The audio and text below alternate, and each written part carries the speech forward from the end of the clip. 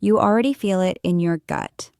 The way she talks over you, the way your opinions get brushed aside, the way your presence feels optional instead of valued. You can't quite explain it, but you know her respect isn't there anymore. What most men miss is that it almost never begins with open disrespect.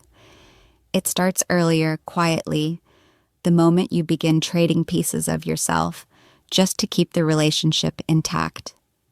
Every time you ignore what you feel, every time you override your own needs for the sake of harmony, a small layer of respect falls away. From the inside, it doesn't feel like self-betrayal. It feels like being a good man. You tell yourself you're being patient, understanding, mature. You've been taught that a real partner is flexible and accommodating, that it's selfish to insist on what you want. And everywhere you turn, people repeat that little slogan, happy wife, happy life, like it's a sacred rule. The problem isn't caring about her happiness. The problem is how that phrase slowly gets twisted into this. Your job is to disappear so everything stays calm. That's where the real damage begins. When a man believes his role is to always adapt, always agree, always soften every edge the moment she pushes back, he thinks he's protecting the connection. In reality, he's quietly teaching her nervous system that he has no center, no line, no edge. She may like the convenience at first. It feels easy to get her way, but over time, something in her stops seeing him as a man who chooses and starts seeing him as a man who complies. Compliance is not strength. It's not leadership. It's not even kindness when it comes from fear. It's surrender disguised as love. You say yes when your whole body wants to say no. You cancel your own plans because she's upset. You swallow irritation, tell yourself it's not worth the fight, and pretend it doesn't matter. But your silence is not neutral. It sends a signal. My boundaries are flexible. My needs are negotiable. My standards can be bent. From her side, the picture looks very different than it does from yours. She doesn't see a noble man sacrificing for love. She feels a man who has no real resistance, no backbone, no point at which he will actually stand up. And women do not feel safe or attracted to a man who never stops the slide, who never says, "That's far enough." When there is no edge, there is nothing solid to lean on, and a woman cannot relax into a man she can easily move. When there's no friction at all, you don't create harmony. You create distortion. She starts to test more, sometimes without even realizing it. A sharp comment here, a dismissive reaction there, a request that crosses your line just to see if you actually have one. These are not always conscious choices. They are instinctive searches for structure. If you keep folding, the testing intensifies, and respect continues to drain out of the dynamic. So the real issue isn't that you're agreeable, it's why you're agreeable. Why does the thought of conflict feel so threatening?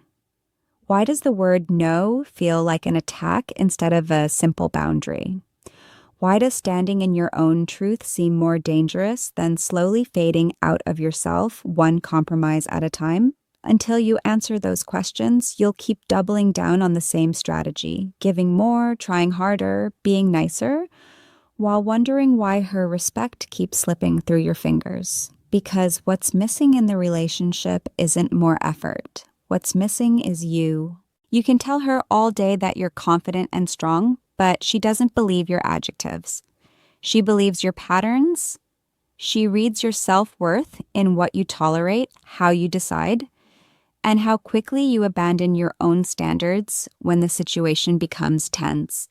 Long before she could put words to it, her body has already tracked the moments you shrank, the times you backed down, the places you folded instead of spoke. Real self-respect isn't dramatic. It doesn't announce itself. It doesn't lecture. It doesn't make speeches. It shows up in quiet, consistent choices, in where you place your time, in what you refuse to entertain, in the way you say, No, that doesn't work for me, without flinching or apologizing. When a man has that inner structure, he doesn't need to tell anyone he respects himself. It's obvious in what he walks toward and what he walks away from. When that inner structure is missing, a recognizable pattern takes over. You start giving too much too early for far too little in return. You over-explain simple decisions. You bend your schedule, your standards, and your values to keep her happy. You tell yourself that if you just become more patient, more generous, more forgiving, eventually she'll notice your effort and reciprocate. But each new sacrifice only deepens the hole. Overgiving doesn't create admiration. It breeds imbalance, and imbalance, when you keep pretending you're okay with it, turns into quiet resentment. You stop saying what bothers you out loud, but the frustration doesn't disappear. It leaks out instead through sarcasm, withdrawal, nights spent checked out on your phone, or an edge in your voice you can't quite hide. She might not be able to name it, yet she can feel that the energy between you is off. One of the most seductive and dangerous beliefs a man can carry is, "I'm just lucky she chose me." Gratitude is healthy. But when you start to feel like you somehow slipped through the cracks and got access you didn't really deserve, you unconsciously lower yourself. You stop standing alongside her as an equal choice and start behaving like a guest who's trying not to get kicked out. That shift in posture changes everything about how you show up.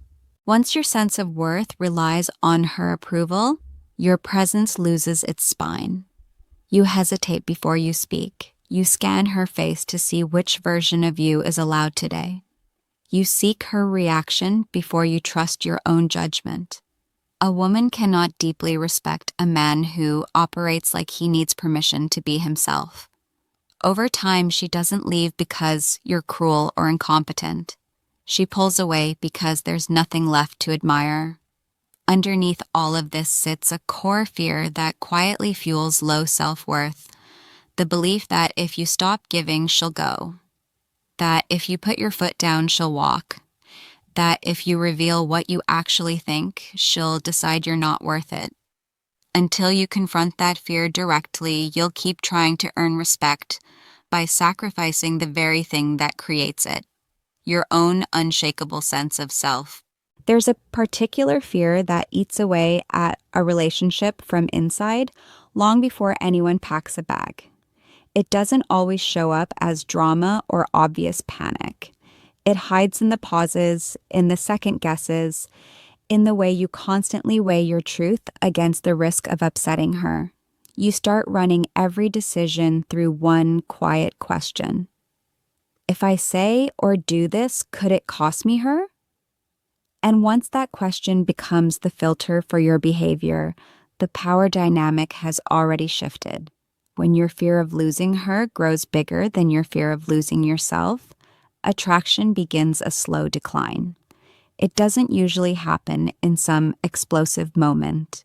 It fades through a series of small silences and swallowed reactions. Fear turns you into a man who responds instead of leads, who waits for her emotional weather before deciding how he'll show up.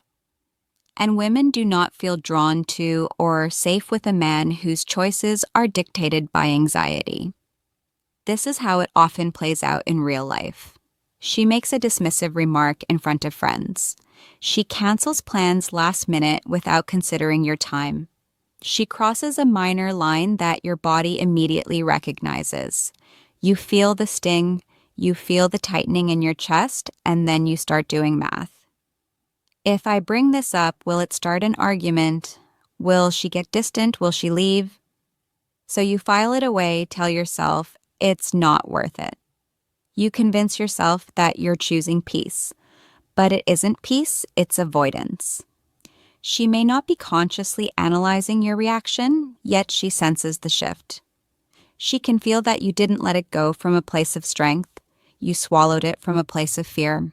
And fear is never attractive. It signals that you are willing to trade your dignity for proximity, and that realization changes how she interacts with you.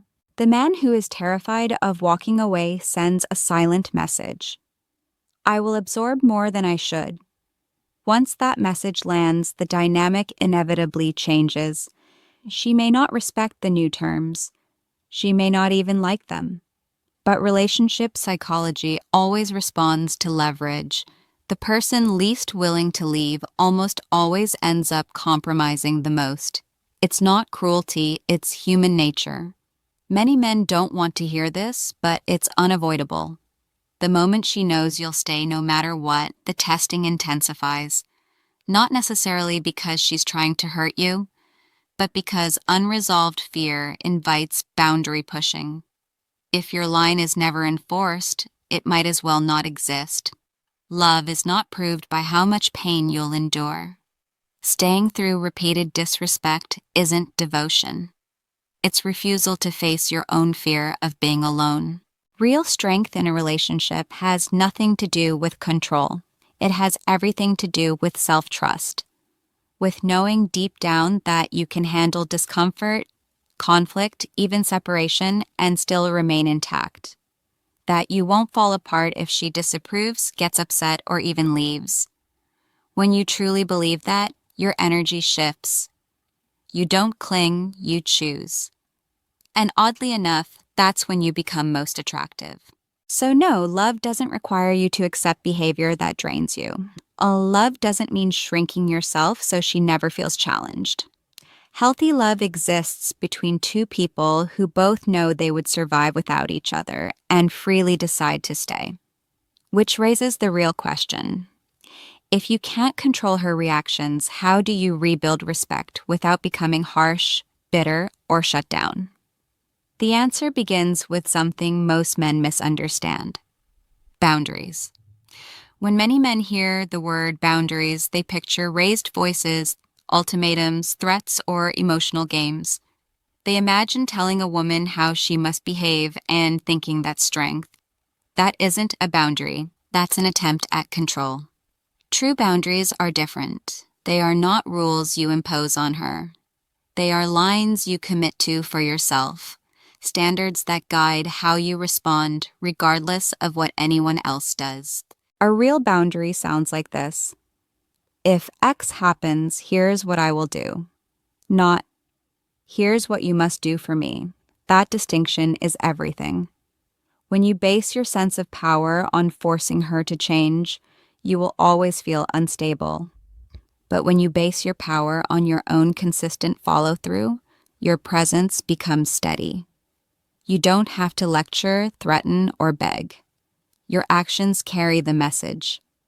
A man without boundaries is easy to spot. His mood is dictated by hers. Her anger determines his tone. Her approval decides whether he follows through on his plans. He rides the waves of her emotional spikes instead of standing as his own shoreline. Over time, she can't lean on him, not because she wants to dominate him, but because there's nothing consistent to lean against. His sense of self shifts with every storm. Strong boundaries, on the other hand, create emotional safety, not restriction. Safety doesn't mean she always gets her way. Safety means she knows where you stand. She knows what you will and won't participate in. She doesn't have to push endlessly to find your edge because your behavior has already drawn it. That clarity calms her nervous system in a way endless accommodating never will. Here's where a lot of good men unintentionally sabotage themselves. They confuse emotional honesty with emotional discharge. They think that in order to be authentic, they must unload every feeling in the heat of the moment. Or they imagine that to be masculine, they have to lock everything inside and never show that something hurts. Both approaches fail. One looks chaotic, the other looks numb. Self-leadership is something else entirely. It's the capacity to notice anger without being ruled by it. To pause before you speak, not because you're scared, but because you want your words to line up with your values. To say calmly and clearly, that didn't sit right with me, without yelling or collapsing. This sort of grounded expression communicates a powerful message. I am here, I am steady, I take myself seriously. Women don't respect a man because he can shout the loudest. They respect the man whose words carry weight because his actions match them. A man who lives his boundaries doesn't need to repeat himself 10 times. If a line is crossed, he addresses it directly. If it keeps happening, he removes himself from the situation, or, if necessary, from the relationship. Not out of spite, but out of alignment with who he is. When your behavior consistently reflects your values, respect tends to show up on its own. You no longer need to convince anyone of your worth. Your life, your choices, and your follow-through speak for you. But there's another layer. If your entire sense of direction comes from the relationship itself, even strong boundaries eventually buckle. They need to rest on something deeper, a purpose that gives your life direction beyond her. Whether she ever says it with words or not, she's always watching one thing carefully: where your life is headed. Not the grand speeches about your dreams, not vague promises about the future, but the daily evidence. How you spend your hours, what you prioritize when things get stressful, whether your path has momentum that exists with or without her involvement. This is where a lot of men quietly lose ground. Many men slowly make their relationship the center of their universe. Her mood shapes their day. Her wants override their schedule. Her reassurance becomes the North Star that decides if they're okay. At first, this can feel romantic. You're all in, fully focused, endlessly giving. But over time, this dynamic starts to feel heavy to her. Not because she dislikes being loved, but because she senses you have no life beyond loving her. A man without direction becomes emotionally weighty. He leans instead of stands. When he doesn't know where he's going, his partner unconsciously begins to feel responsible for his emotional temperature. She becomes his anchor, his distraction, his purpose. That role slowly turns attraction into caretaking. And caretaking is the fastest way to suffocate desire. She can feel needed, but she will struggle to feel drawn to you. Purpose doesn't mean instant success or some heroic mission. It's about trajectory. A path you are committed to, even when progress is slow, something that requires consistency, effort, and sacrifice. When a man has that, his energy shifts. His time has value. His attention is not an endless resource given to whoever asks the loudest. It is directed toward building something larger than any one relationship. Here's the tragic mistake many men make in the name of love. They sideline their goals to prove how dedicated they are. They stop training, stop studying, put their ambitions on hold to be constantly available. They imagine they're communicating, "You matter more than anything." But what she often experiences is he abandons himself when pressure appears. That doesn't feel romantic. It feels unstable. When you step off your own path just to keep a woman comfortable, you send a dangerous message. Your life is negotiable. Your calling is optional. Your direction can be rearranged on demand. Once your purpose slides into the passenger seat, so does her respect. Not because she wanted to compete with it, but because she needed proof that you had one you wouldn't surrender. A man oriented around purpose doesn't chase validation. He doesn't cling for reassurance. He doesn't spin in circles around her emotional state. He invites her to join a life already in motion. That alone restores balance. The relationship no longer has to carry the full weight of your identity. It becomes something that enhances a life you're already building, not the entire meaning of that life. Purpose grounds you. It gives your boundaries a backbone, your choices coherence, your presence gravity. When she sees that you are pulled forward by something deeper than her approval, she can relax around you in a different way. But even when you have self-respect, boundaries, and direction, there's a final truth most men don't want to face. Sometimes, despite everything you build, her respect never truly returns. This is the part that stings the most because it shatters the last illusion of control. Sometimes the disrespect or disconnect you're feeling isn't a sign that you failed as a man.